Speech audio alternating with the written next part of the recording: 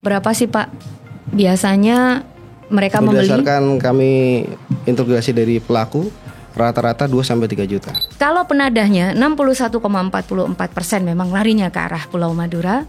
Bagaimana dengan pelakunya? Apakah maling-maling motor itu dari Pulau Madura Pak? Sekarang pilih mana Pak? Kalau menurut Pak Kapolres sendiri, sebaiknya 1. Polisi meningkatkan razia. 2. Suramadu ditutup.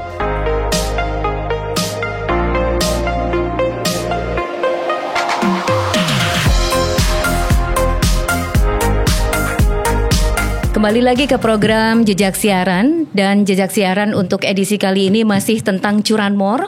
Ada banyak yang harus kita ulas dari kejadian-kejadian kriminalitas, khususnya pencurian kendaraan bermotor yang ada di tempat kita, khususnya di Surabaya. Ada anggapan untuk pencurian atau kasus-kasus curanmor yang ada di Surabaya biasanya untuk unitnya akan dilarikan ke Bangkalan atau di wilayah-wilayah yang ada di Pulau Madura. Betulkah seperti itu? Anda simak program Jejak Siaran bersama saya dan AKBP Hendro Sukmono, Kapolres Bangkalan. Apa kabar Pak Hendro? Alhamdulillah sehat dan semangat.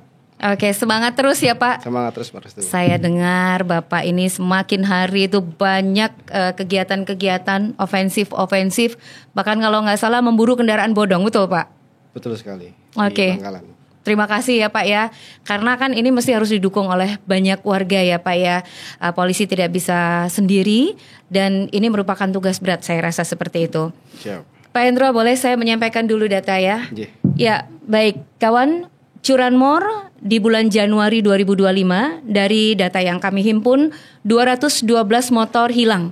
Jadi rata-rata ada 7 motor per hari dengan sebaran wilayah Surabaya, Sidoarjo, Gresik. Pada bulan Februari, data Suara Surabaya menyebutkan 135 motor hilang dengan rata-rata 4-5 kendaraan per harinya hilang. Dan pada bulan Maret, ada 141 motor hilang dengan rata-rata 4-5 motor per hari. Jadi memang ada kenaikan total dari jumlah rata-rata kendaraan yang hilang. Sementara pada bulan April ada peningkatan yang cukup tajam, yaitu 194 motor hilang dengan rata-rata 6-7 motor per harinya yang hilang. Data ini menunjukkan setiap bulan ada peningkatan jumlah kendaraan-kendaraan yang hilang dengan sebaran wilayah Surabaya, kemudian di wilayah Gresik, Sidoarjo, dan juga Pelabuhan Tanjung Perak. Nah, dari data ini apa komentar Pak Hendro? Dari data tersebut, saya sebagai Kapolres Bangkalan, awal mula kami koordinasi dengan Satreskrim Polres Surabaya, kepada Kasetreskrim dan juga kepada Kanit Jatanras, memastikan terkait data yang pernah disampaikan oleh pihak Polrestabes Surabaya bahwasanya benar pada periode 2025 dari Januari sampai dengan Maret, hampir ungkapan kasus curanmor yang ada di Polrestabes Surabaya total 61,4% semua kendaraan ini menuju ke wilayah Madura. Hanya disebutkan wilayah Madura tanpa terperinci di wilayah mana. Karena di Madura ini ada 4 kabupaten, Bangkalan, Sampang, Pamekasan, dengan Sumeneb. Berapa detail 61,4%-nya adalah sekitar 99 unit di sini disampaikan. Maka atas hal tersebut, saya sebagai Kapolres Bangkalan tentu tidak tinggal diam. Kami sebagai kepolisian tentu punya kewajiban melakukan tindakan-tindakan kepolisian. Kebetulan sebelum saya menjabat sebagai Kapolres Bangkalan juga pernah menjabat sebagai Kapolres Sampang. Memang alhamdulillah kami sampai dengan saat ini sudah keliling di Sampang 14 polsek, di Bangkalan 17 polsek. Ada beberapa daerah yang membuat kami kaget. Kami tidak perlu sebutkan tempatnya. Di mana ada sebuah request dari masyarakat. Ada 2 request yang kontradiktif. Yang pertama, masyarakat menghendaki agar kami melaksanakan kegiatan kepolisian seperti patroli karena mereka was-was atau tidak nyaman dengan banyaknya tidak pidana curanmor di wilayahnya. Baik itu saat saya di Sampang maupun ketika saya di Bangkalan. Namun di sisi lain ada masyarakat yang menyampaikan agar kami tidak terlalu banyak melaksanakan giat razia. Nah, ada yang minta banyak patroli, tapi ada yang stop razia gitu ya Pak? Jangan melaksanakan razia. Hal ini perlu kami ulik. Kenapa kami tidak boleh melaksanakan giat razia atau kenapa mereka tidak ingin kita melaksanakan giat razia? Yang pertama ini dari salah satu kepala sekolah di salah satu kecamatan di Sampang saat itu. Beliau menyampaikan, Pak, kalau Bapak melaksanakan giat razia apalagi di sekolah-sekolah, nanti anak didik kami banyak yang tidak sekolah. Loh, kenapa Pak? Karena kebanyakan motor yang mereka pakai adalah motor tanpa surat. Nah, di sini terjawab atas permintaan warga yang awalnya menduga di wilayahnya banyak curanmor, di satu sisi banyak warga yang menggunakan motor tanpa surat. Ya. Saat itu kami bercanda, ya udah Pak, ini permasalahannya udah ketemu, motor hilang dipakai bersekolah. Ya. Nah, kemudian saat kami di Bangkalan pun di salah satu di beberapa kecamatan hal serupa juga muncul saat kami diskusi dengan warga. Maka sempat kami coba challenge, sepakat tidak kalau kami laksanakan giat razia untuk menekan angka curanmor. Dan alhamdulillah beberapa sepakat. Memang tidak serta-merta langsung kami laksanakan. Saya jadi Kapolres Bangkalan di akhir bulan Januari, saya muter itu di bulan Februari, dan kami baru melaksanakan giat razia ini kemarin bulan April. Terutama pada saat dari Polrestabes Surabaya menyampaikan bahwasanya 61,4% kendaraan hasil ungkapnya dilarikan ke wilayah Madura. Kemudian kami menilai memang saya kalau boleh bicara terkait dengan siklus kejahatan. Silakan Pak.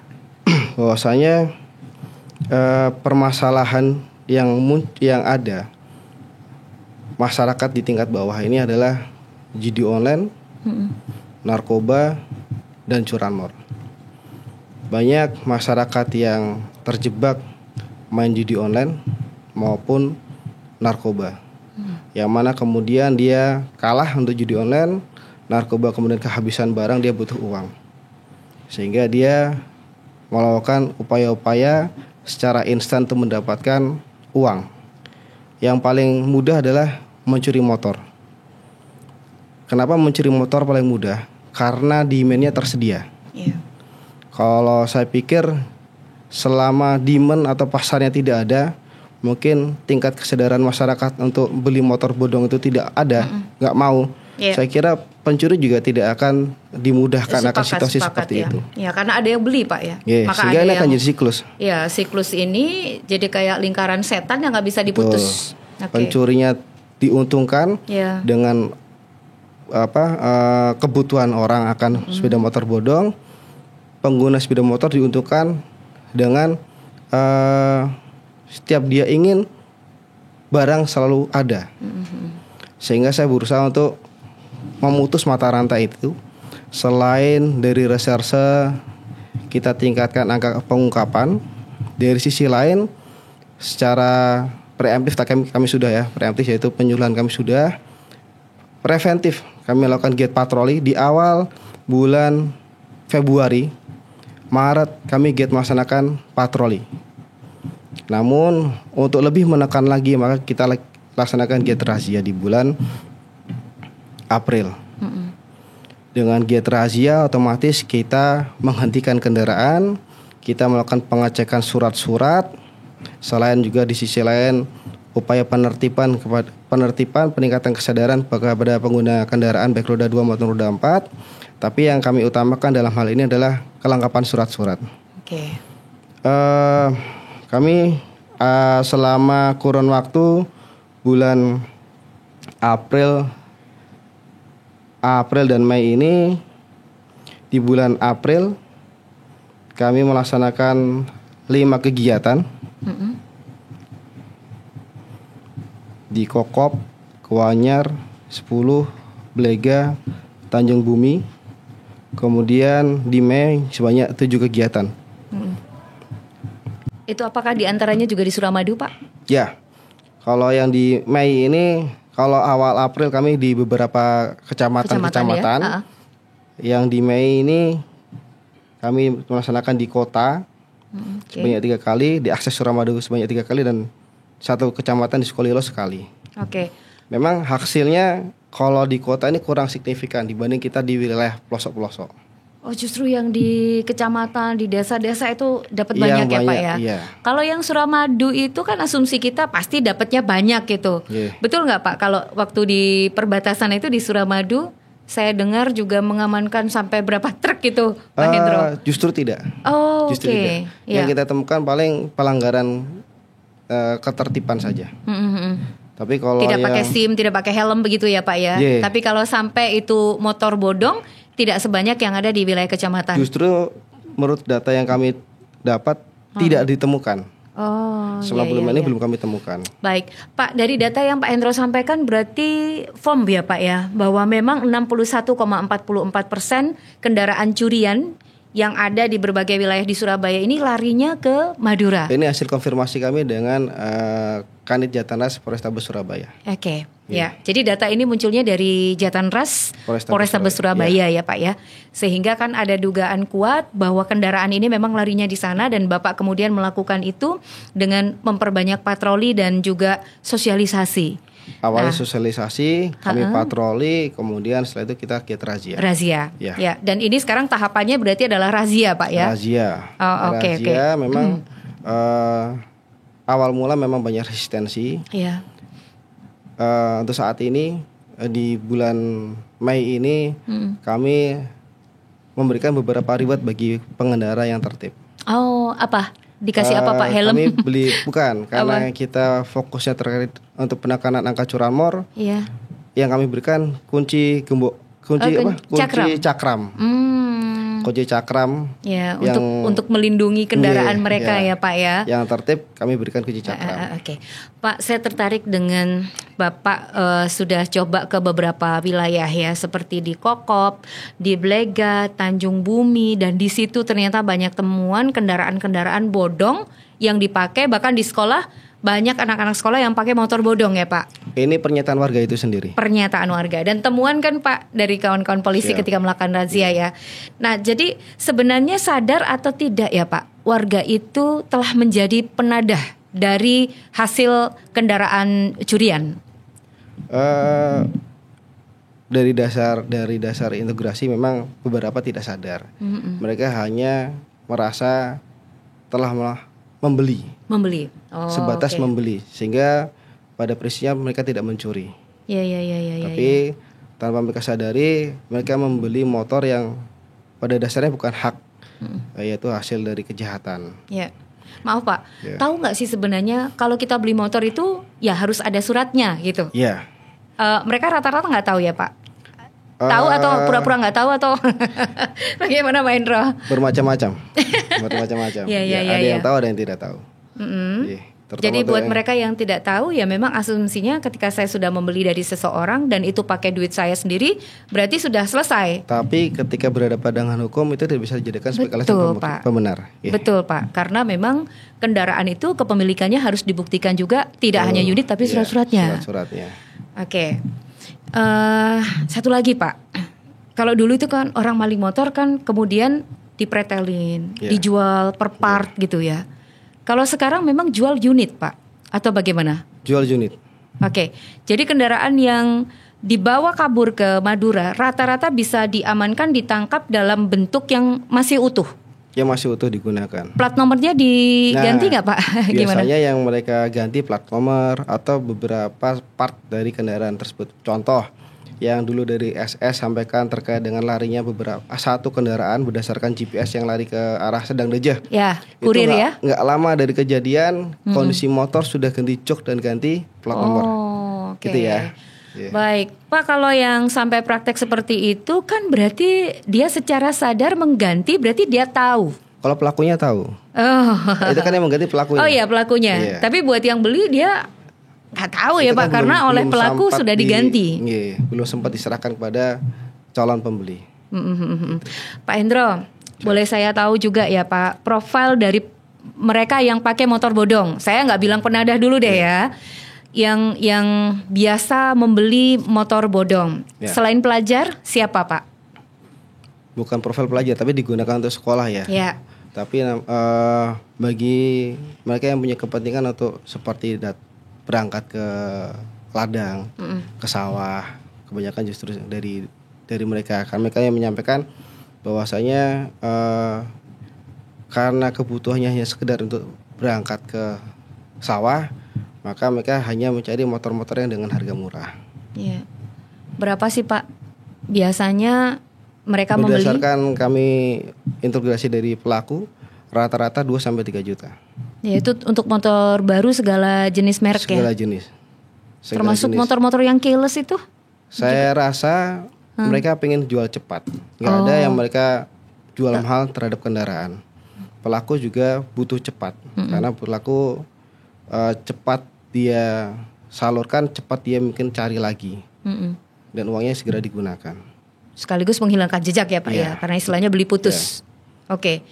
Dalam proses jual beli ini, polisi apakah menemukan bahwa ini juga ada sindikat yang memainkan jual beli, entah itu dia awalnya sebagai makelar atau sebagai penghubung dan seterusnya begitu Pak? Saya rasa ada. Namun sampai dengan saat ini, selama saya jadi Kapolres Bangkalan memang belum bisa menghimpun keterkaitan ataupun pelaku, kemudian adanya sindikat dalam hari ini adalah penadah yang sebenarnya yang menyalurkan kepada para pengguna.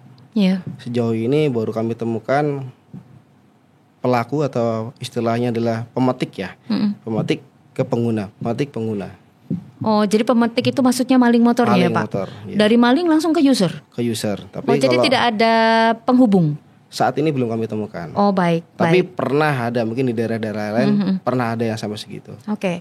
Kalau begitu mungkin sebagian informasi saja Pak ya. Di episode sebelumnya saya juga mewawancarai seorang mantan maling motor yang menceritakan biasanya ketika dia ngambil, kemudian dia masuk ke media sosial di Facebook Pak untuk menawarkan, terus kemudian disitulah dia ketemu dengan penghubung atau makelarnya begitu ya Pak, dengan ada kode-kode tertentu sampai kemudian ke penadah sampai ke usernya.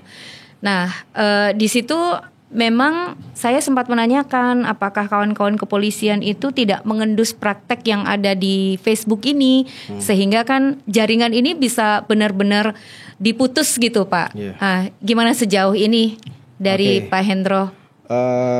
Saya tadi sampaikan saya kira ada.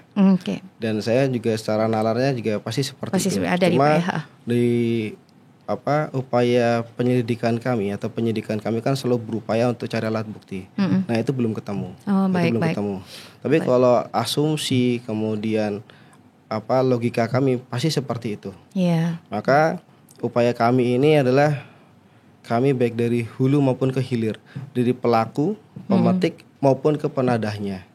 Pelaku kami upaya ungkap dengan beberapa metode, termasuk penadahnya dengan get razia ini. Ya ini insya Allah kami sudah melakukan hampir 2 bulan, April sampai Mei ini, 1 bulan lah ya hitungannya. Memang kami berharap sekali ada masyarakat yang benar-benar kehilangan motor dan datang ke Polres kami mengambil kendaraan tersebut. Dan ini dilalah alhamdulillah baru hari ini. Oh ya. Baru hari ini tadi kami ditelepon oleh Kasat Lantas Pak Dion melaporkan, alhamdulillah dan ini ada warga dari Surabaya ya. Ini kami berusaha untuk share ya hasil KRID kami baik ke akun IG kami. Bahkan kami juga menulis itu Pak, memposting. Dari juga memposting, dari media lain juga pernah ada yang memposting. Alhamdulillah ada masyarakat yang menghubungi Kasat Lantas menyampaikan bahwasanya ada motornya yang motor yang bersangkutan. Pemiliknya itu akhirnya menghubungi Kasat Lantas. Oke, Kasat Lantas Bangkalan ya Pak ya. Ya. Dan sekarang total berarti sudah kembali ke pemiliknya masing-masing atau? Belum. Oh, baru satu ini. Baru satu saja ini. dari sekian banyak itu Pak. Oke. Baru satu ini. Oke. Maka saya sampaikan sudah segera difasilitasi dan memang pernah dilaporkan ke Polsek Sukolilo.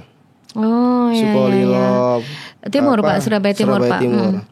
Karena memang mekanismenya ada, sehingga kami sampaikan agar penyidik dari Polsek Sukolilo juga ditembusi atau diberitahu, sehingga nanti dalam penyerahan kendaraan juga dilibatkan penyidiknya. Kenapa begitu Pak? Ya harus, karena kan dia sudah melaporkan laporan hilang.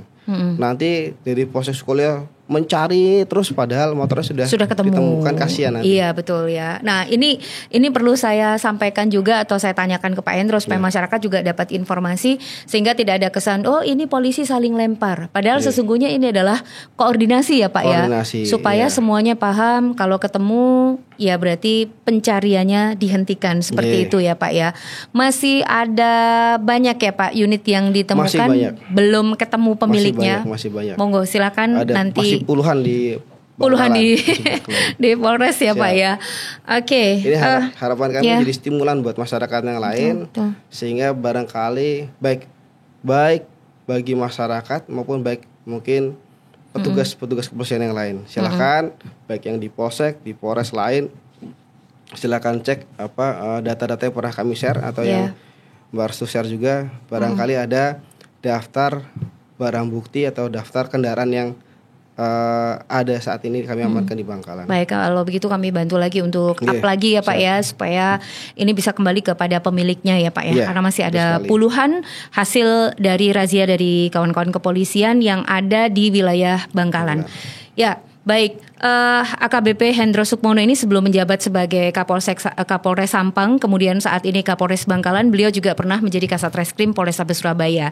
Yang saya ingat betul waktu itu ada ratusan penjahat yang sudah ditangkap oleh beliau sebagai seorang reskrim dan Kasat Reskrim begitu ya. Dan dengan pengungkapan kasus-kasus yang ada, kalau saya dengar ini kayaknya Pak Hendro itu masih sangat-sangat lunak gitu. Belum keluar galaknya gitu Pak. Apakah memang untuk kasus penyelesaian atau ini curanmor, penanganan curanmor ini Bapak pakai metode yang sangat berbeda Pak? Kalau untuk yang di Madura ini? Saya kan sekarang Kapolres bukan Kasat Reskrim. Iya, iya. Jadi kalau pendekatannya mungkin berbeda. Mungkin kalau Kasat Reskrimnya saya kira juga sudah sesuai dengan porsinya. Oh siap. Sudah garang. Tapi saya sebagai Kapolres tentu juga menyesuaikan porsi saya. Oh gitu ya Pak ya. Tapi Bapak sudah ngasih instruksi agar langsung gitu kan? Sudah. Gitu ya. 3 pelaku yang sudah diamankan alhamdulillah sudah diberikan hadiah. Oh iya. Hadiah ini biasanya adalah tembakan di kaki ya Pak ya. Siap. Baik. Nah, pertanyaan saya lagi Pak dari teman-teman baik Reskrim maupun di seluruh jajaran ya, karena kan ini juga mendapatkan atensi juga dari Polda Jawa Timur tentang tingginya kasus curanmor ya Pak. Apakah ada pengungkapan gudang-gudang penadah Pak? Karena di tahun-tahun yang lalu itu sempat juga ada sepanjang Bapak menjabat sebagai Kapolres. Untuk sepanjang saya menjabat Kapolres di Bangkalan belum. Tapi masih kami upayakan, kami terus tidak berhenti. Di tahun sebelumnya pejabat yang sebelumnya Pak Febri itu di Tanjung Bumi sempat menemukan kalau tidak belasan ya puluhan motor yang ditemukan di salah satu rumah di Tanjung Bumi. Ini kami juga upaya, tapi upaya kami salah satunya adalah razia itu tadi. Tapi memang apakah betul Pak ya, ini mendapatkan atensi khusus dari tidak hanya dari Polrestabes tapi jajaran yang lainnya? Karena kan nggak enak ya Pak ya, kasus curanmor itu tinggi dan kemudian stereotip di masyarakat memang semuanya larinya ke Pulau Madura begitu Pak. Sehingga Madura ini harus dibawahi oleh para nakoda-nakoda yang berani dan sangat taktis. Memang stereotip itu terbentuk sudah cukup lama ya Pak. Cukup lama. Maka ya kami salah kalau kemudian kami diam. Kami diam, maka kami sebagai aparat penegak hukum tinggal menjalankan kewajiban kami, keharusan kami seperti apa. Maka kami melaksanakan yang tadi kami sampaikan, tidak hanya patroli, saya kira patroli tidak cukup. Ya. Saya melaksanakan giat razia, yaitu sebuah tindakan yang nyata untuk memastikan melakukan pengecekan motor-motor yang ada di wilayah kami ini benar-benar motor-motor yang hak atau tidak. Dan ternyata memang banyak ditemukan yang tidak bersurat. Ya. Saya harap bodong ini ya Pak. ya memberikan sebuah setidaknya perubahan persepsi di wilayah masyarakat Madura, bahwasanya saya berharap mereka setelah ini juga sadar, tidak menjadi tren membeli motor bodong. Mereka juga akhirnya meninggalkan kebiasaan beli motor bodong, sehingga tidak menjadi pangsa bagi pelaku curanmor. Sementara kami fokusnya di Bangkalan, sehingga saya harap mereka tidak menjual lagi di Bangkalan. Iya. Warga Bangkalan harusnya bisa menerima ini sebagai ajakan untuk ya ada pride ya, karena ini akan merugikan stereotip dari warga Bangkalan sendiri. Kemudian ketika ada orang yang mau berinvestasi di Bangkalan itu jadi ragu-ragu ya Pak ya. Kalau distereotipkan dan tadi terbukti banyak yang punya motor-motor bodong di sana. Kalau misalnya Pak, semua kendaraan itu sudah terpasang GPS gitu, terus kemudian ternyata ada pergerakan ke arah sana terus kemudian dimatikan, apa sebenarnya kami masih punya harapan untuk ketemu? Karena maaf Pak, saya mohon maaf lagi, ada yang bilang kalau polisi masuk itu nggak gampang juga. Kalau sudah terlanjur masuk ke lokasi kejahatan sulit keluarnya. Bahkan itu seorang petugas kepolisian juga. Saking ngerinya wilayah itu. Benar nggak Pak Hendro? Oh tidak.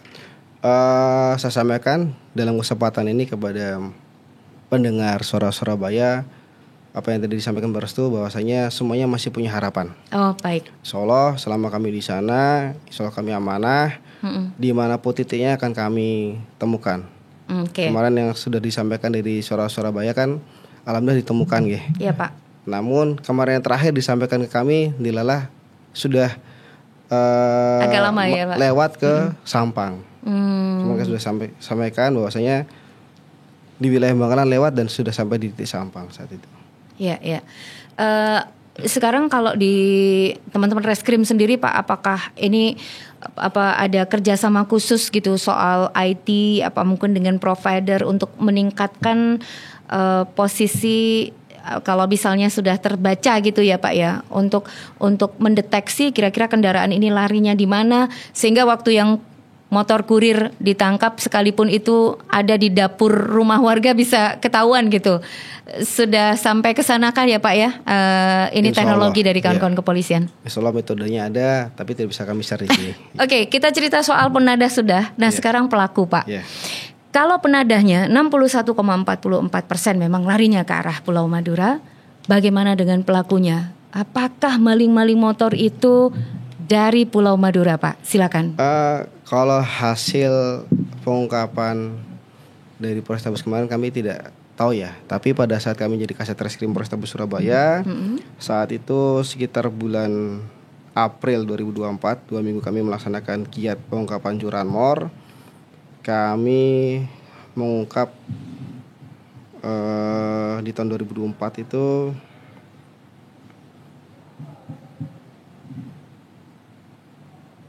dan waktu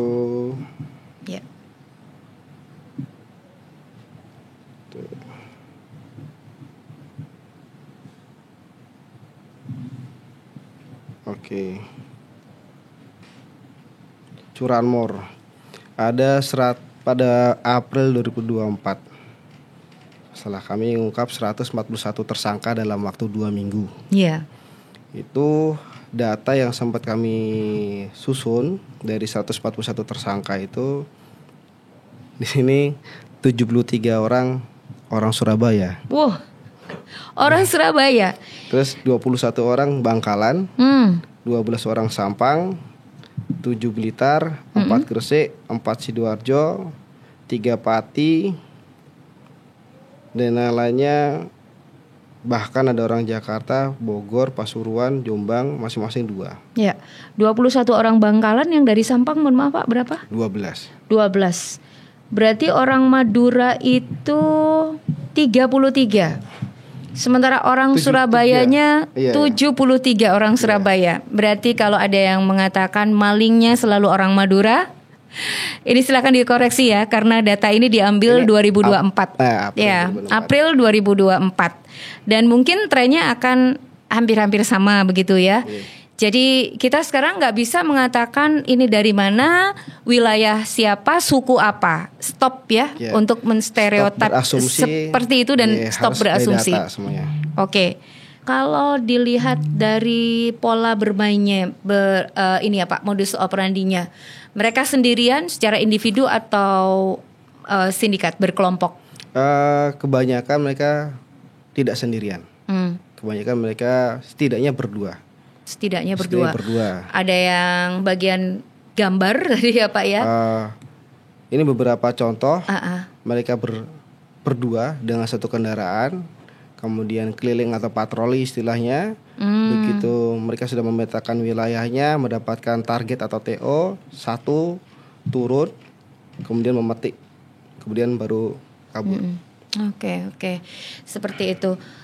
Ada beberapa masyarakat yang kemudian karena gemesnya gitu ya Pak ya. Sebenarnya kan ini sebagai hal yang wajar, karena kami betul-betul berharap keamanan itu bisa tercipta gitu ya dengan kehadiran polisi yang mengayomi, melayani seperti itu ya Pak ya. Ada yang mengatakan polisi selalu kalah cepat dengan maling motor. Komentar Pak Hendro. Ketika kami kuliah di PT IKA, ini ada salah satu dosen kami, Bapak Khairul Ismail, menyampaikan bahwasanya crime is shadow of civilization. Jadi kejahatan itu adalah bayang-bayang dari peradaban kehidupan. Memang hukum itu dibentuk disesuaikan dengan peradaban yang berkembang saat ini. Ketika hukum itu sudah terbentuk, sedangkan peradaban yang salah satu isinya di dalamnya adalah kejahatan itu berkembang lagi. Sehingga tadi pernyataan dari Maros itu kan benar, bahwasanya seolah-olah kejahatan itu selalu satu langkah di depan. Tapi Allah Maha Adil, tidak ada kejahatan yang tidak pernah meninggalkan jejak. Masya Allah. Jadi insya Allah beberapa terungkap. Tidak ada kejahatan yang tidak meninggalkan jejak. Jadi sedikit pun kejahatan yang dilakukan, kita sebenarnya bisa mengulik ini untuk memperoleh kebenaran. Siap. Karena kan katanya kebenaran itu selalu mendapatkan jalannya tersendiri ya Pak ya. Oke. Baik. Sekarang pilih mana Pak? Karena ada dorongan lagi nih, maaf ya, pertanyaan saya ini benar-benar terprovokasi dari netizen Pak. Kalau menurut Pak Kapolres sendiri, sebaiknya 1. Polisi meningkatkan razia, 2. Suramadu ditutup. Wah, ini dia. Saya boleh menggunakan pernyataan saya secara pribadi. Boleh, silakan pribadi, Pak. Kan ini boleh, hak. Ya. Saya salah satu dari ini ya. Dari masyarakat juga ya. Mungkin masyarakat yang lain, pejabat yang lain punya pendapat lain, monggo silakan. Ya, kita menghargai bahwasanya dulu Suramadu ini berbayar, yang kemudian ada perpres sehingga digratiskan. Iya Pak. Sehingga saat ini digratiskan. Mungkin ada salah satu pihak, saya paham, ingin mempertahankan itu sampai dengan saat ini, sampai seterusnya digratiskan. Tapi saya sebagai masyarakat. Kepolisian, saya masyarakat tapi saya juga polisi, sehingga saya melihatnya dari sudut pandang keamanan dan keberadaban. Keamanan dan keberadaban. Ya kalau saya harap bukan berbayar, ya berbayar, tapi tidak orang asal masuk Suramadu. Sehingga harapannya terseleksi orang masuk Suramadu. Orang yang motornya tertib, bersurat, sebagaimana orang masuk ke dalam jalan tol. Mau itu digratiskan, tapi ada selektif di situ. Sehingga saya yakin kalau itu diperlakukan, orang yang mau roda 2 mau ke jalur roda 4 juga pasti tidak ada, otomatis tertib di roda 2. Kemudian orang yang punya niatan jahat nyebrang juga pasti enggan. Sehingga saya yakin akan mendatangkan banyak manfaat dan kebaikan. Kalau saya melihatnya dari situ. Baik. Tapi kalau digratiskan ya seperti saat ini. Ya. Banyak permasalahan yang terjadi. Roda 2 coba masuk ke roda 4. banyak orang ya punya niatan yang tidak baik ke Surabaya maupun ke Madura. Orang tidak punya tekanan ketika menyeberang hanya dengan kendaraan yang tanpa surat. Bahkan kadang muncul isu bahwasanya di Suramadu ini ada jebakan-jebakan yang mengkhawatirkan pengguna. Ya, Jadi seperti tali itu ya Pak ya. Oke. Daripada kita terlalu disibukkan dengan hal-hal sepele seperti itu, maka hal-hal sepele ini lebih baik tenaga kita fokuskan kepada hal-hal yang lain. Sehingga menurut saya cukup itu ditertibkan sehingga pemerintah baik Surabaya maupun Bangkalan khususnya bisa fokus kepada hal lain. Oke.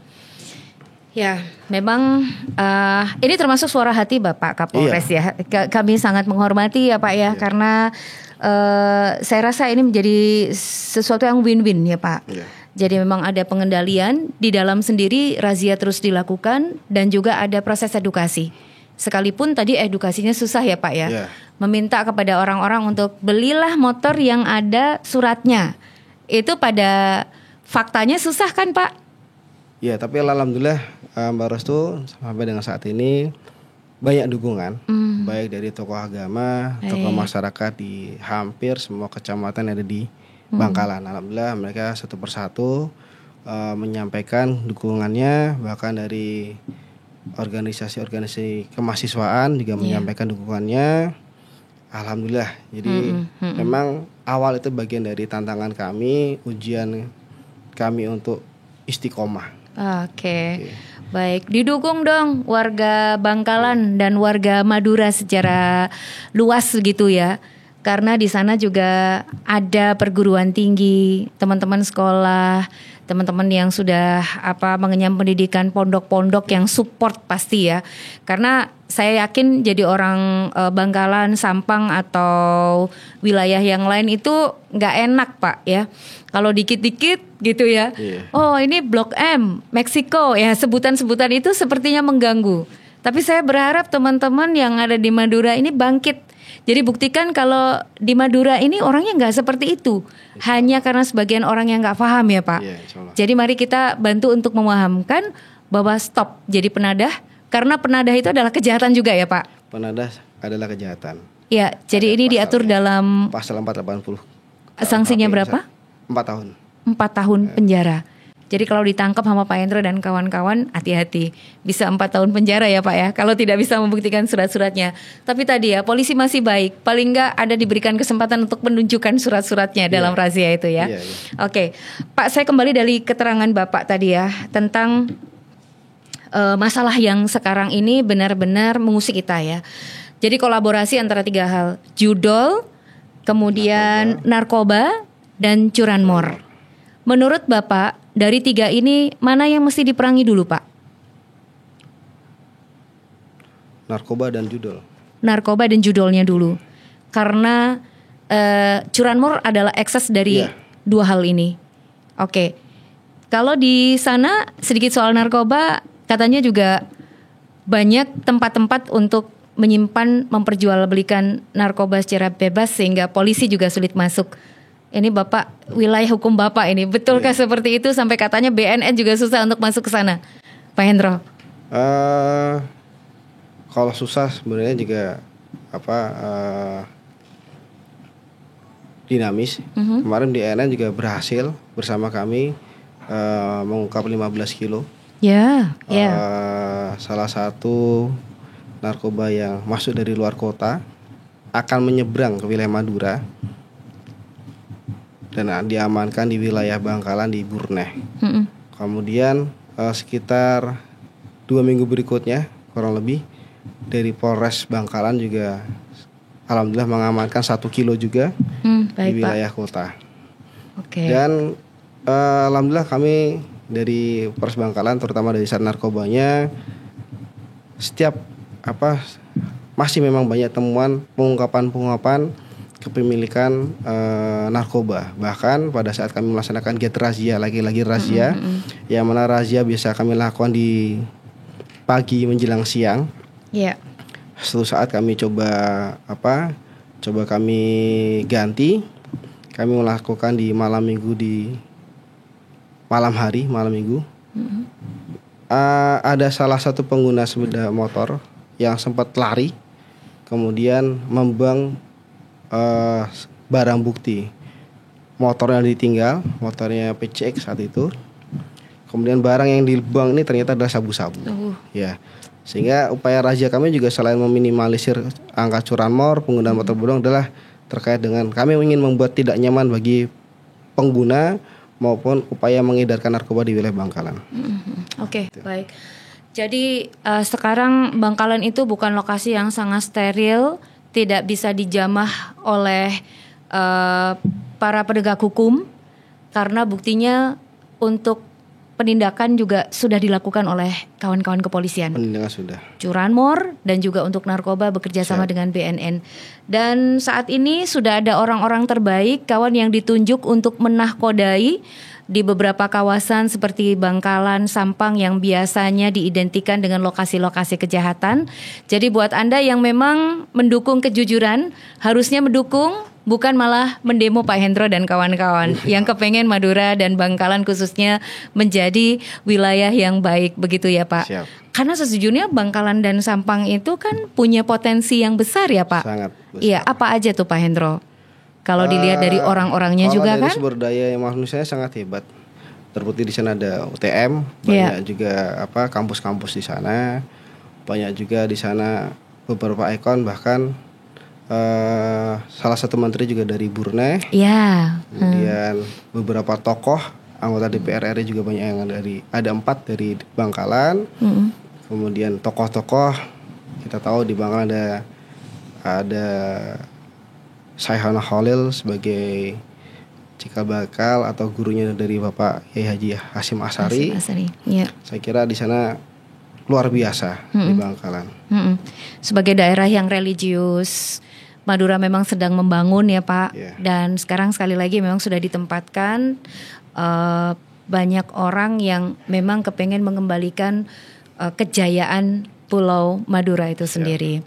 Baik. Ini yang terakhir ya Pak, sebagai pendidikan juga buat kita semuanya. Saya tidak ingin membatasi bahwa penadah itu hanya yang kita bahas di tempat-tempat itu saja. Karena mungkin yang lagi nonton ini Anda sedang pakai kendaraan-kendaraan bodong.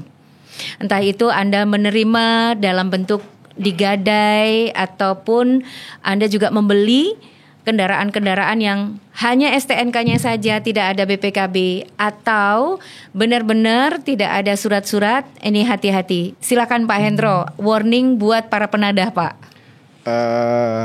Kepada para pendengar suara Surabaya, terutama kepada masyarakat Bangkalan yang mungkin saat ini sudah memiliki kendaraan tanpa surat ataupun punya harapan ingin membeli motor tanpa surat, saya harap sadari bahwasanya banyak hal-hal yang tidak diuntungkan ketika memiliki kendaraan tanpa surat.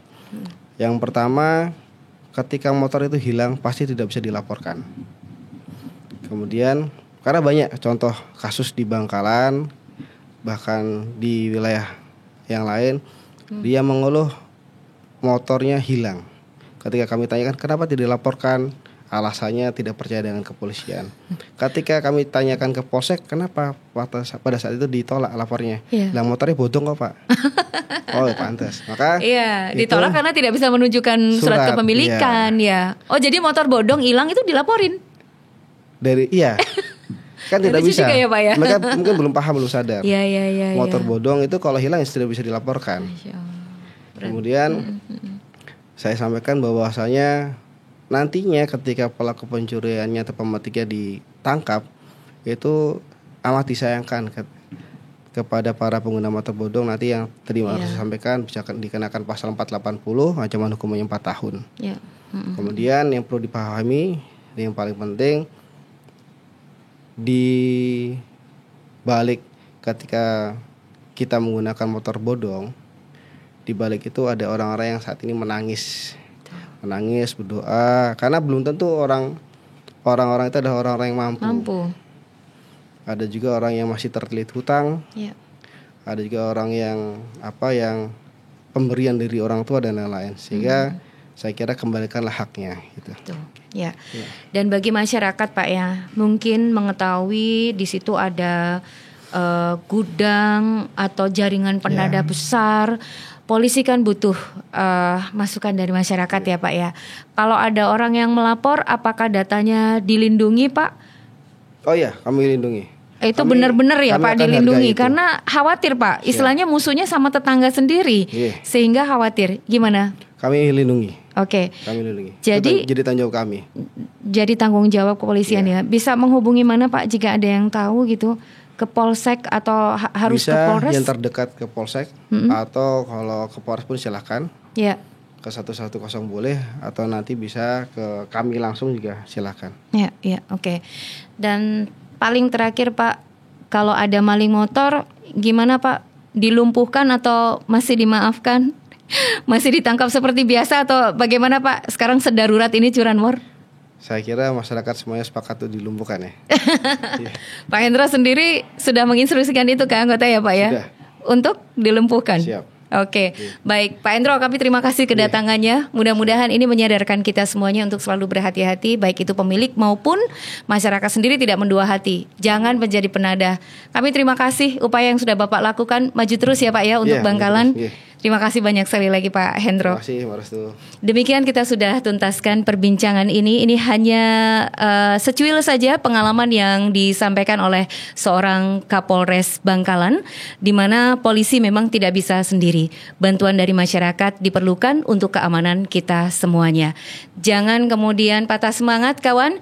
Jejak Siaran akan terus mengawal bagaimana kasus curanmor untuk turun di sekitaran kita. Terima kasih, sampai ketemu lagi di program Jejak Siaran.